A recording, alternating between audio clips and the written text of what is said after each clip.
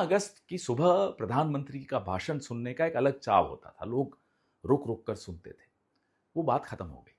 प्रधानमंत्री जब टीवी पर आते हैं, लोग टीवी बंद कर देते हैं। People find his words bitter, his tone tired.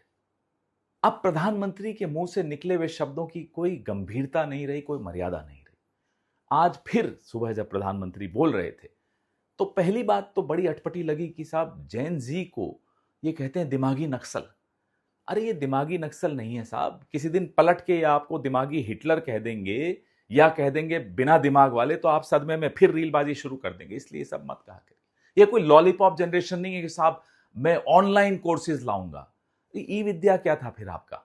कुछ साल पहले ई विद्या भी तो लाए थे, खत्म हो गया वो, अब नाम बदल दिया उसका। Don't treat Gen Z as a lollipop generation. This is a generation which can take resignations. ये पीढ़ी जब सड़क पर आती है तो इस्तीफे लेकर जाती है। अब भी अगर आप नहीं सुधरे, अब भी अगर आप नहीं संभले, फिर आप जानिए। आज एक और बात बड़ी अटपटी लगी, आनंद भी आया। टेलीप्रॉम्प्टर से आप पेपर पर आ गए तो जबान लड़खड़ा गई। सोचिए किसी दिन ईवीएम से पेपर बैलेट पर आ गए तो क्या होगा। महिलाओं की अगर आप बात करते हैं, महिला बिल, आरक्षण बिल की बात करते हैं, तो याद करिए 2023 सितंबर में वो बिल पास हुआ। 2026 की अप्रैल तक आप उस पर बैठे रहे, नोटिफाई तक नहीं किया। क्यों? जवाब दीजिए। और महिलाओं की सुरक्षा की जब आप बात करेंगे तो अंकिता भंडारी, बिल्किस बानो, कठुआ, हाथरस, उन्नाव, ये सब याद करने के बाद आपका मुंह खुद बंद हो जाएगा, आपको बोलना नहीं पड़ेगा। अपने कारनामे, अपनी पार्टी के कारनामे याद आ जाएंगे आपको, इसलिए छोड़ दीजिए ये सब बोलना। खरगे जी नहीं आए, बड़ी शिकायत थी आपको।